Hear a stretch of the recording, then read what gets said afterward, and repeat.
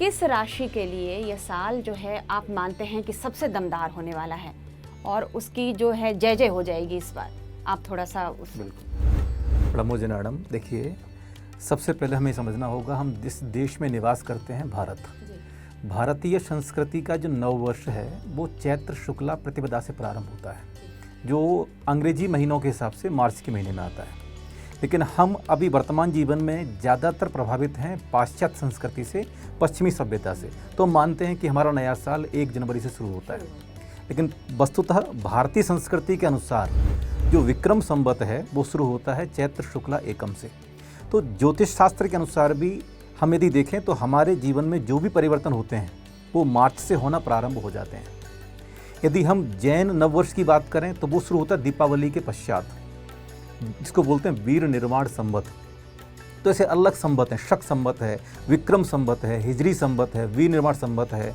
लेकिन अभी हम जो चलते हैं वो चलते हैं ईसवी संवत में, जिसकी हम बात कर रहे हैं। अभी 2025 चल रहा है, 2026 आने वाला है। संपूर्ण विश्व में इसी को हम मान्यता देते हैं। तो उस हिसाब से लोग नए नए तरीके की जीवन में कल्पनाएं करते हैं कि मेरा साल कैसा होना चाहिए, मैनिफेस्ट करते हैं, नई संकल्पनाएं पैदा करते हैं। लेकिन ज्योतिष शास्त्र में ये बताया गया है कि आपकी राशि के अनुसार आपके इस साल में कौन कौन से ग्रहों का गोचर होगा, कौन कौन से ग्रहों का परिवर्तन होगा, जिसका प्रभाव आपके जीवन पर पड़ेगा।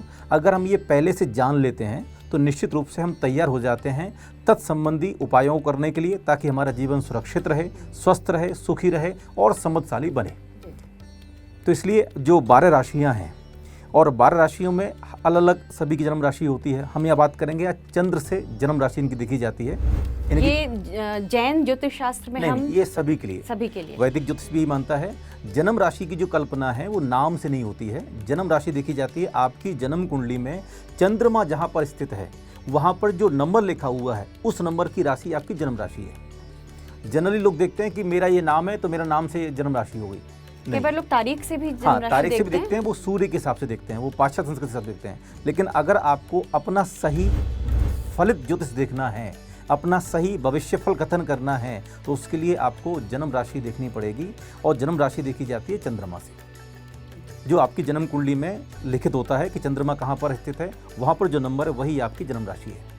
तो आपको उसी को ही मान्यता दे देनी चाहिए, इसके अलावा कोई भी राशि को मान्यता नहीं देनी चाहिए। तो दर्शकों को अपने जन्म कुंडली निकाल के देखना चाहिए। आपकी जो बातचीत पूरी सुनने के लिए उनको जन्म कुंडली निकाल करके देखिए। जन्म राशि तो एक राशि में 2.5 नक्षत्र होते हैं, यानी कि एक नक्षत्र के 4 चरण होते हैं, ठीक है। 27 नक्षत्र होते हैं, तो 27 गुणा 4 = 108। जो हम माला जपते हैं, मंत्र जपते हैं, उसमें 108 मोती क्यों होते हैं? क्योंकि हम जब 108 बार किसी मंत्र को जपते हैं तो हम 27 नक्षत्रों की जो ऊर्जा है उसको पॉजिटिव कर लेते हैं। 12 राशि हैं और 9 ग्रह हैं, तो 12 गुणा 9 = 108। तो ये भी 108 संख्या जाती है। तो हर चीज़ के पीछे विज्ञान है। तो चंद्रमा आपकी राशि में, चंद्रमा जिस राशि में स्थित है वही आपकी जन्म राशि है। इसके बाद हम देखते हैं कि जन्म का नक्षत्र कौन सा है। तो जन्म के नक्षत्र के किस चरण में आपका जन्म हुआ है उसी से ही आपका नाम का अक्षर निकलता है। अगर वो नाम का अक्षर अगर आपके साथ में सपोर्ट करेगा तो आपका जीवन स्वस्थ बनेगा, सुखी बनेगा, समृद्धशाली बनेगा। जनरली होता ये है कि लोग नाम कुछ भी रख लेते हैं, जन्म कुंडली कुछ और नाम निकला हुआ है। बहुत सारे लोग ऐसे देखे जाते हैं जिनके जीवन में बड़ी दुविधाएं पैदा होती हैं, बड़े मानसिक रूप से वो परेशान रहते हैं। होता क्या है कि जिनका नाम निकला सिंह राशि से और नाम उन्होंने रख लिया कुंभ राशि का। अब सिंह राशि का स्वामी है सूर्य और कुंभ राशि का स्वामी है शनि। सूर्य और शनि दोनों आपस में एक दूसरे के शत्रु हैं। अब आपकी जन्म कुंडली बेसिकली है क्या? जन्म कुंडली है जिस समय आपका जन्म इस धरती पर हुआ उस समय आकाश मंडल में ग्रह और राशियों का जो स्क्रीनशॉट है वो आपकी जन्म कुंडली है। तो आपका जीवन जिस समय उत्पन्न हुआ है उस समय जो नाम आपका ब्रह्मांड ने, यूनिवर्स ने आपको दिया है, अगर आप उसके विपरीत जा रहे हैं तो आपके जीवन में विपरीतताएं आपको देखनी पड़ेंगी। यस। तो बहुत सारे लोग हैं जो दुविधा में जीवन जीते हैं, मैं ये करूं कि ये करूं। वो क्यों है? क्योंकि नाम आपने रख लिया शत्रु राशि का। ऐसे ही कोई भी बिजनेस यदि आप देखें तो जो नाम आपकी राशि के साथ में कनेक्ट नहीं कर रहा है या जो नाम आपकी स्वराशि का नहीं है या आपकी मित्र राशि का नहीं है तो वो नाम आपको फलीभूत नहीं होगा, वो नाम आपको फ़ायदा नहीं देगा। चाहे आपका वो स्वनाम हो, चाहे आपकी कंपनी का नाम हो, चाहे आप जिस कंपनी में जॉब कर रहे हैं, अगर वो नाम भी अगर आपके साथ कनेक्ट नहीं कर रहा है तो वहाँ पर भी आपको बहुत अच्छी उन्नति नहीं मिलेगी। और ये पूरा का पूरा ज्योतिष विज्ञान है। तो ये जॉब के समय में ये कैसे कर सकते हैं कि आप देखिए, जब जिस कंपनी में भी आप रीच कर रहे हैं, जिस कंपनी के आप इंटरव्यू देने जा रहे हैं, तो आपको पहले उस कंपनी का नाम चेक कर लेना चाहिए कि इस कंपनी के ग्रह मेरे साथ कनेक्ट कर रहे नहीं कर रहे हैं। एक कंपनी में ही काम करने वाले लोगों के साथ में आपकी किसी से बनती है, किसी से नहीं बनती है। तो जो आपकी स्वराशि के जातक होते हैं या जो आपकी मित्र राशि के जातक होते हैं, उनके साथ आपकी मित्रता होती है, और जो आपकी शत्रु राशि के जातक होंगे उनके साथ आपकी मित्रता नहीं होगी। ये भी ध्यान रखने की ज़रूरत है कि बिल्कुल। जब आप नौकरी के लिए इंटरव्यू देने जा रहे हो, तो नए साल में जो लोग नौकरी चाहते हैं या नौकरी में उन्नति चाहते हैं, तो मंत्र महर्षि महाराज के तो शब्द आपको याद रखने पड़ेंगे। महाराज जी, ये बताइए कि ये जो राशियाँ होती हैं, जो आपने 12 राशियों की बात की है, ये हमारे जीवन पर किस तरह से असर डालती है, और नए साल में ये इसमें किन किन राशियों में आप देख रहे हैं कि एक बड़ा बदलाव आपको दिख रहा है कि इन राशियों के जातकों पर इसका प्रभाव ज़्यादा पड़ने वाला है, नकारात्मक या सकारात्मक दोनों मत सेंस में? देखिए, पहले तो राशि समझ लें, राशि होती क्या है। राशि और लग्न, ये दो चीज़ हैं जो हमारे जीवन पर प्रभाव डालती हैं। लग्न होती है हमारी आत्मा की कारक, लग्न होती है हमारे शरीर की कारक। राशि हम देखते हैं चंद्रमा से। चंद्रमा हमारे मन का कारक होता है। चंद्रमा हमारे जीवन में माता का कारक होता है, जिससे हमें जन्म मिलता है। चंद्रमा पृथ्वी है, चंद्रमा हमारी माँ है, चंद्रमा हमारा मन है। तो हम अपने मन के साथ कैसे जीवन जीते हैं, यानी कि हमारे मन में जो विचार होते हैं वो पॉजिटिव हैं या नेगेटिव हैं, वैसा ही हमारा जीवन बनता चला जाता है। मन में उठने वाले विचार से हमारा व्यवहार बनता है और व्यवहार से हमारा जीवन निर्धारित होता है। तो ज्योतिष शास्त्र में 12 राशियाँ हैं। एक एक राशि के बारे में यदि हम चिंतन करेंगे कि इस राशि के बारे में, तो सबसे पहली राशि है मेष राशि। मेष राशि का स्वामी मंगल है। उनका स्वभाव जो है वो उग्र होता है, उन्हें छोटी छोटी बातों पे क्रोध आ जाता है, क्योंकि मंगल का रंग लाल है। मंगल जो है वो पराक्रम को प्रकट करने वाला ग्रह है, आपके पुरुषार्थ को प्रकट करने वाला ग्रह है। तो यदि आपकी राशि मेष है, जन्म के समय में चंद्रमा यदि 1 नंबर वहाँ पर लिखा हुआ है, तो आपकी राशि मेष है।